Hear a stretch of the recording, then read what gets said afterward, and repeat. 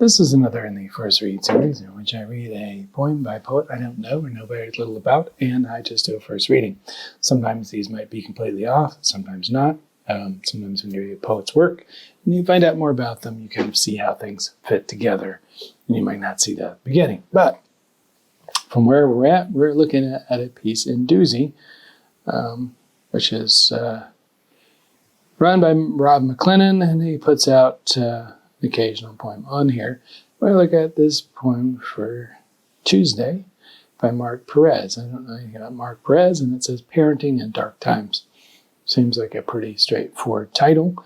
Whenever I look at a poem, I always look at the form before I read the poem, just kind of see if I kind of can place it in tradition, see how the form might be affecting things. So I look at this one. There's an introductory quotation.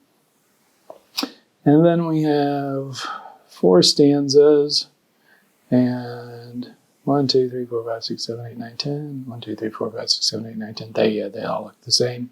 So 10 lines per stanza. I can already tell by looking at it that it's not a stable meter in terms of line length or anything, because the lines are pretty wildly different. And there's no a rhyme on the end. There's a couple of things that rhyme, but they look more like unintentional rhymes more than anything else. So I'm going to look at it as a free voice, a free verse, or an open form, and just see where we go. So let me start with this by Bertolt Brecht, famous playwright. Beginning, it's a quotation, in the dark times, where there will also be singing. Yes, there will also be singing about the dark times. So parenting in dark times, I'm not sure if this is, this came out June 3rd, 2025, so maybe this is about present times, but we'll see. And parenting, all right, so parenting in dark times. You stand on a stool holding a pink microphone with both hands. So you clearly, in this case, sometimes people use it to talk to the reader, themselves, whatever it is. This seems clearly focused on talking to a child holding a pink microphone, especially since we have parenting in dark times listed above, which is kind of an ominous title with this.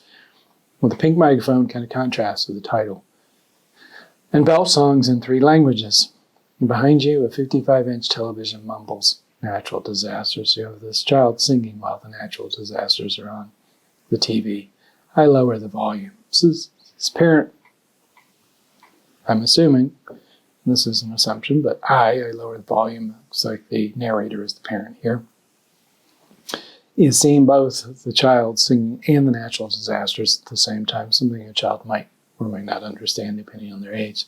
The newscaster is about to say something I don't agree with.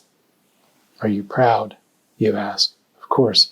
It's kind of double contrast of, a child looking for approval and, the newscaster saying something that, I don't know why the narrator doesn't agree with it. It could be political or whatever.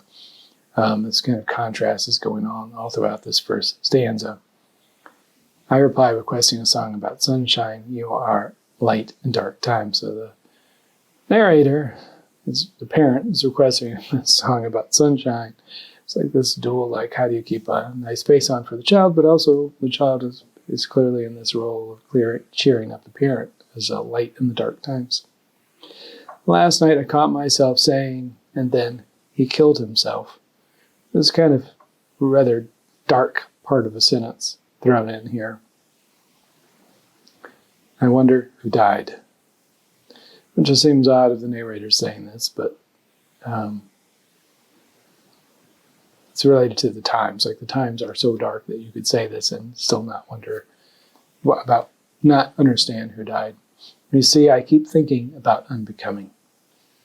And this is, a fairly dark shift from the first stanza to the second stanza. The second stanza, you have this contrast. The first stanza, you have this contrast between the daughter and the darkness of the time, the TV, but the daughter's lightness.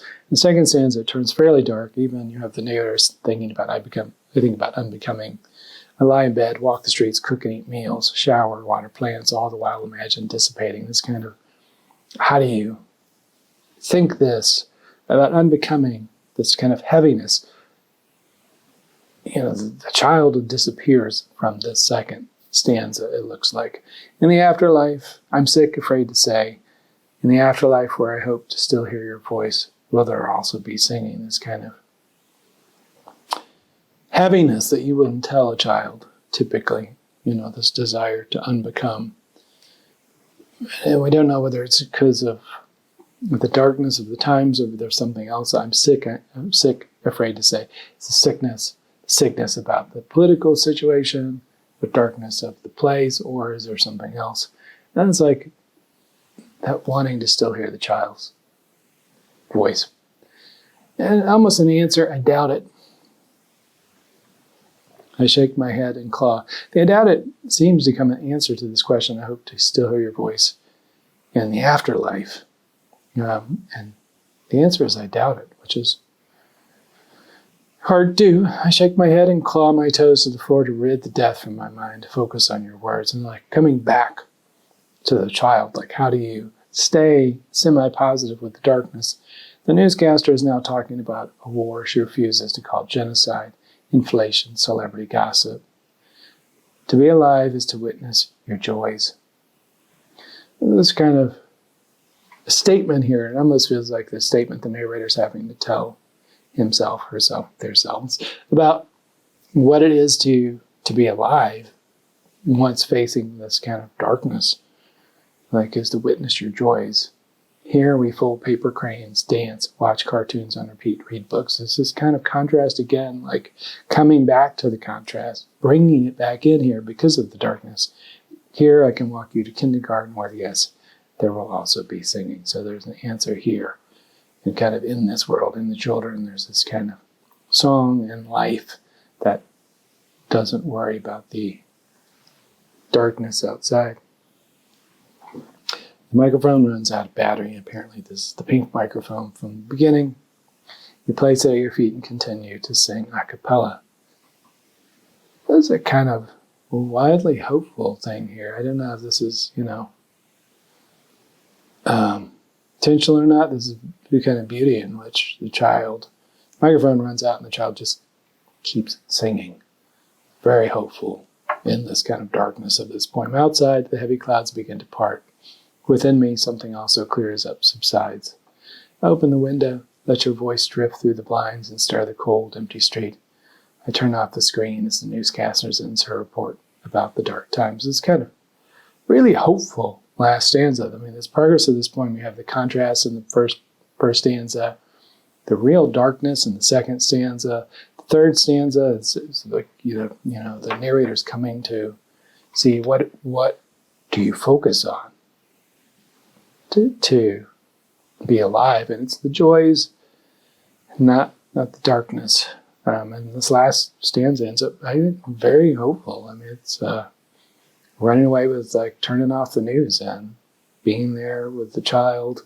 Like, how do you focus on this? So it seems to be a very, very contemporary poem about how to deal with being a parent when things are going in such rough ways. And I think, honestly, this seems very appropriate to now, but it's something people have dealt with all throughout human history, is how do you deal with being that parent and being strong, and also seeing joy in childhood when things seem to be going very rough. So a nice little piece, very narrative. It's really story oriented. There's not a lot of like specific technical like wow factor in the poetry. And I don't mean that in a bad way. That might sound like it. It's not. I mean, not every poem needs to be, filled with like, interesting sounds that are the focus. This one is really about the story and what's being told, and that works well for this. I don't think you need extra stuff in here. So anyway, this is Marc Perez. Glad to be introduced to this poet. I might have to check out this book. It's listed on here. I don't really know anything about book. I actually don't even know brick books. I'll have to check out the press and the book. So interesting piece. So worth checking out.